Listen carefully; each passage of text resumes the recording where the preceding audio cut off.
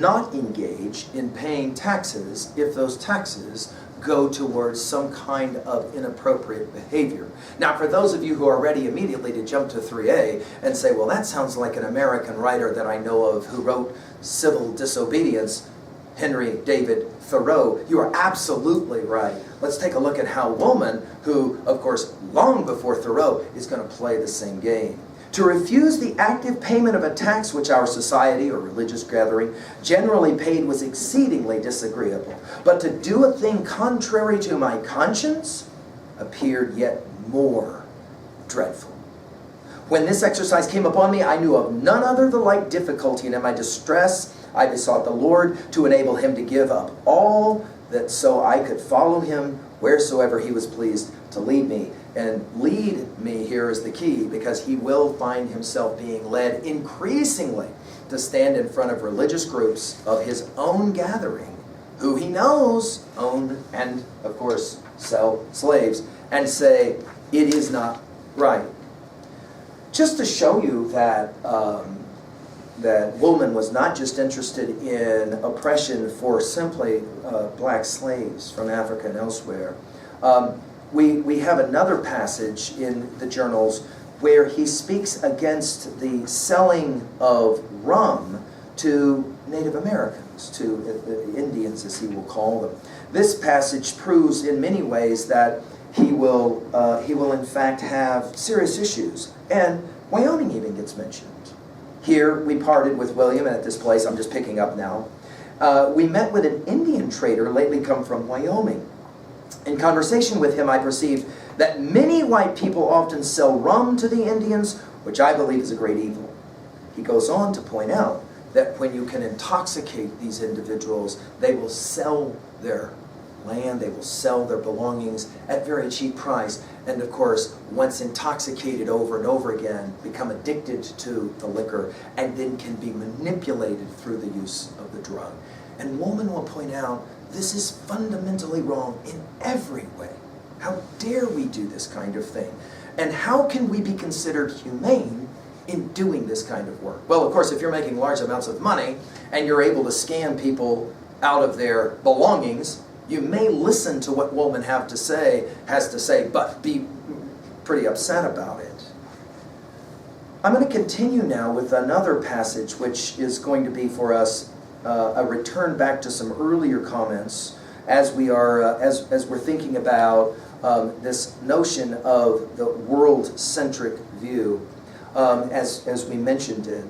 A weighty and heavenly care came over my mind, and love filled my heart towards all mankind, in which I felt a strong engagement that we might be obedient to the Lord. He'll speak now, of course, in his Christian religious language, while in tender mercy he's yet calling to us, and that we might so attend to pure universal righteousness, as to give no just cause of offense to the Gentiles, that is to say those who are not part of his religious community, who do not profess Christianity, whether they be blacks from Africa or native inhabitants of this continent. Here I was led to a close and laborious inquiry whether I, as an individual, kept clear from all things which tended to stir up or were connected with wars, either in this land or in Africa. My heart was deeply concerned that in future I might in all things keep steadily to the pure truth and live and walk in the plainness and simplicity of a sincere follower of Christ. It is almost like we're reading Ralph Waldo Emerson's voice, aren't we? Of course, Emerson still has to come. Finally, we'll finish with a couple of more observations. In the journals, Woolman likes to at times posit questions, which as a reader, we are of course going to find compelling.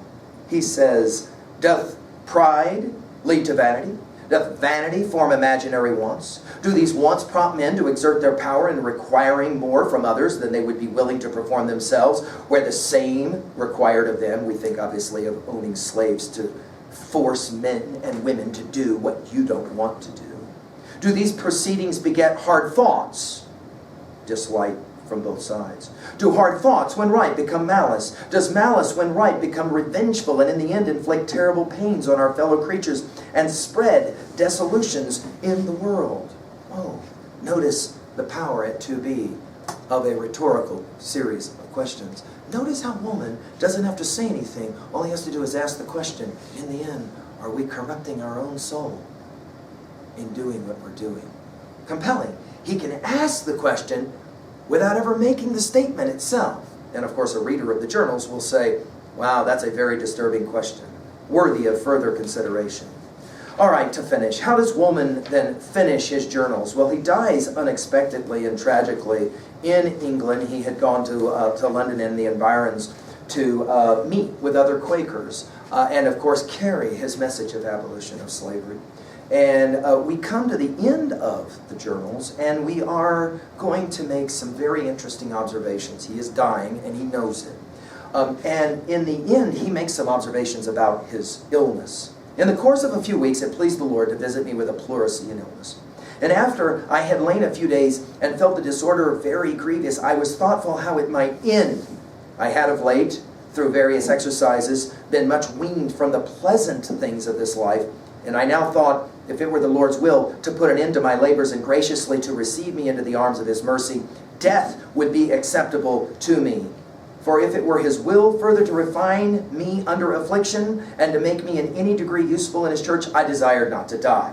We have made the observation from our study of Socrates that, of course, at the moment of death, all humans whisper or speak the same words. Oh my God. The only question is the inflection of the voice. And for a good number of people, of course, we think of the Scrooge story, don't we? At the moment that he's shown his tombstone, he's just begging for one more day. Oh my God, what have I done with my life? Woolman is an example, and we need these, don't we, of an individual who's ready to come to the end of his life. He calls in a person to write the final words of the journals, and he ends it with a prayer.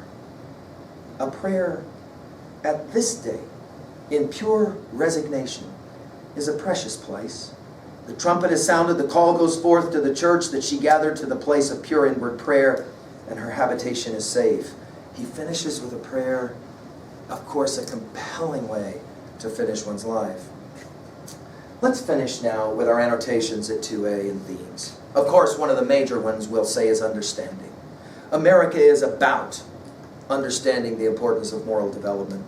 The MLK reference of the letter from the Birmingham jail is just one classic example. We could give many, and we have. Of course, the second major message we want to write down is the message in the theme of courage. To stand up for what is right, we immediately think of Thoreau, of course, and this legacy of the great voices in America who said, no, it's not right. We will fight against it. But at the same time, let's as well add to our list of themes here, humility. The idea that Woolman still shows love and gentleness as he critiques. The idea here is clear. We must be civil in our discourse. We must care about those with whom we have our greatest disagreements and show love, compassion, gentleness. Certainly Woolman does this. At 2B, the rhetorical level of our study, we can point out this personal voice of Woolman. We hear it in those final lines as we were just reading them. The gentle challenge, of course, towards a more world-centric view. You know what you believe because you've been taught it. But what about those who disagree with you? What about those who don't share your view? Who grew up maybe hearing a different kind of presentation of ideas? Is it possible for you to find compassion? You don't have to agree with them, but you can, of course, disagree in a civil fashion, gently, compassionately, as Woolman evidences in his journals. At level 3, of course, we're always asking how can we relate to a text like this. Of course, first we'll begin with other texts at 3A. The idea of the history of the abolitionist movement starting right about this time is a compelling idea.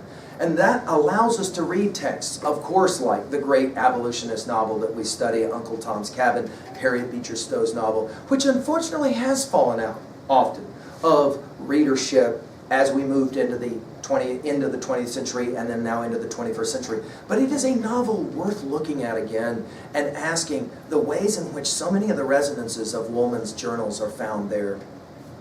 Of course, we have to ask this question in 3A. Why do we need texts, books, plays, poems, movies, that challenge us. Think about the films that you watch and ask, how many of them challenge me at a fundamental level to actually think, to actually process, to look at my world differently? Or most of what I expose myself to is kind of silly trite. I laugh, I'm comforted, I enjoy, but I'm not disturbed. I'm not disturbed. Reading John Woolman's journals, he challenges us. He says, you need to be disturbed sometimes. It is fundamental to being a human that you wake up your conscience sometimes in a good text, whether it be a poem, a book, in our case a journal here, can wake you up and you begin to think again. And that's good because it's part of your moral development, your spiritual development. Of course, note again this evolution from the ethnocentric to the world-centric. Think about how that works in our reading, for example, of the Declaration of Independence. To ask the question, how can an individual write the words, we hold these truths to be self-evident, that all men are created equal and endowed by their Creator with certain inalienable rights, that among these are life, liberty, and the pursuit of happiness, and that individual owns slaves? How is that even possible? You can, of course, walk away from the entire project of America and say, see, that's what's wrong with it. Or you can learn to read American history through the eyes, as we've outlined it already, of ontological evolution. Of course, once, Woolman makes the point, we did not make this statement against slavery. Now, of course, we do and we will. There's something profoundly important about respecting a country that is willing to look itself in the eye and say, no, that's willing to fight a war, a terrible war of 4 years, as we talked about in our analysis of the Gettysburg Address, to lose all those people in 3 days of battle, one battle in a 4-year war. Go back and look at our lecture on the Gettysburg Address. And yet, one thing we can say about that Gettysburg Address is that Lincoln is calling us, like Woolman, to be better, to be more. Of course, we're there, so let's finish with 3B. We have to have the courage to stand up and fight, to struggle against what is wrong, no question. But from Woolman, we take away this observation. Think about Nelson Mandela. Think about his autobiography, Long Walk to Freedom. Think about what it means to stay incarcerated for so many years and to be maligned, mistreated.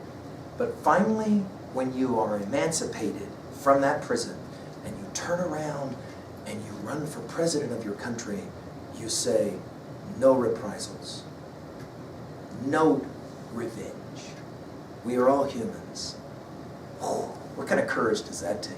And the humility to be able to correct, critique, but with love, gentleness, so that your discourse is civil as opposed to inappropriate or disruptive in violent ways, linguistically or otherwise.